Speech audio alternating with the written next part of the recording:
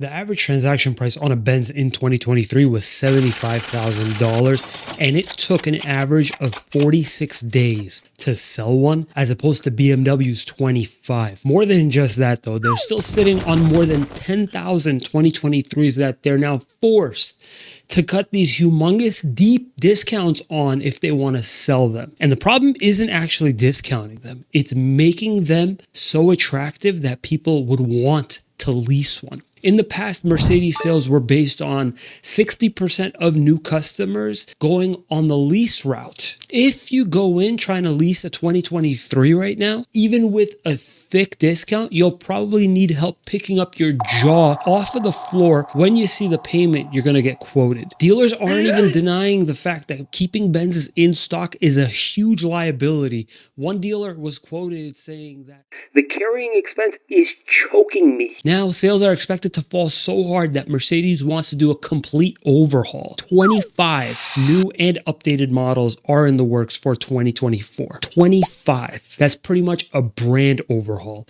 And they're blaming this on the fact that they were focusing on maximizing profitability and shifting attention to its top-end luxury models like the EQS. Yeah, could be, which by the way, the EQS doomed completely. They got to get rid of that thing ASAP. They need to cancel the EQS. But is the solution actually to focus more attention on their best sellers like the E and the C class? They have nearly 2,000 leftover E classes, nearly 500 each of the main sellers, the GLC and the C class. The problem isn't going to be solved by simply just focusing your attention back on the cheaper models. The problem causing this whole thing is that Mercedes sales were fueled in large part by its lease clientele. Don't believe me? Why doesn't BMW have any leftovers of that hideous iX in stock? And Mercedes is still sitting on 1,500 EQSs from 2023 because the lease sucked for the EQS and the iXs was too good to pass up. Even though the iX is hideous. When Mercedes disincentivized leasing, not only did it push most of its customers away,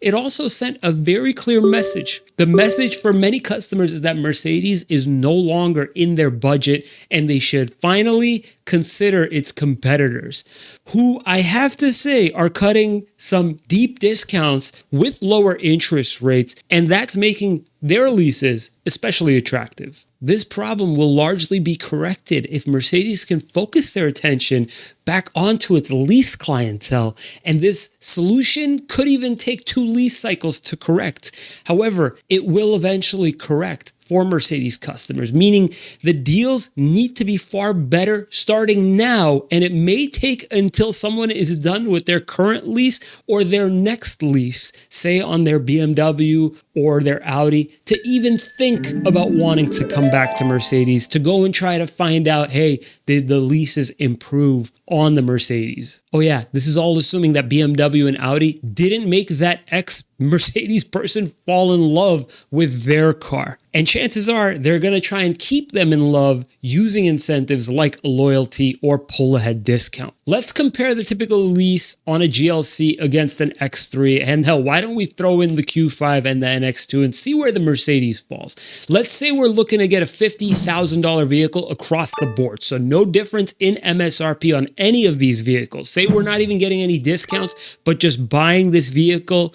at full MSRP for $50K for all of them. On the right, you'll see the lease program for all of these vehicles. You might be noticing a trend. Residuals are falling anywhere between 55 to 60%. Money factors are at about a 0.02 to about a 0.03. The problem is with the GLC, you've got a super low residual, right? You got a 56% residual, but you've got nearly a 0.003 money factor. So they're basically comparable to what Lexus is charging on their vehicle, yet Lexus has a 60% residual to make up for it. Mercedes has a lower residual, but a higher money factor, when in that case, it shouldn't be that. It should be the lower residual, lower money factor. What does this all compute to on a lease? $763 on the Q5, $787 on the X3, $798 on the Lexus, And get ready, $833 on the GLC. Do you want to know what a GLC was leasing out just 2 years ago? So in 2022, and using the same structure, $50,000 price tag, 36 months, 12,000 miles a year,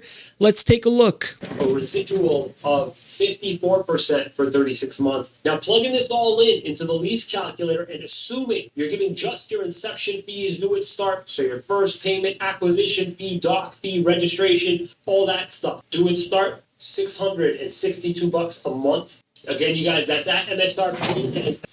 Do you see how low that money factor was? Ultra low, super crazy low. That's what makes Mercedes leases so attractive. You got to understand that a large chunk of this Mercedes crowd now can't afford a Mercedes because of this. Not so much because they're more expensive, but mainly because they're hideous to lease now. And they know it's going to cost them way more when it comes to maintenance. Sure, these people probably shouldn't be buying a Mercedes anyway if they can't afford it. But hey, there's a lot of people that probably shouldn't be buying a Honda when they can't afford it either. That's the sad story of how this car sales market was engineered to work. Just to recap, no incentives, higher rates, bad leases, no customers. This is my very first video, and coincidentally, it was on how Mercedes screws around with interest rates on these leases. Check it out. You're going to love it. Thank you so much for watching, and we'll see you next time.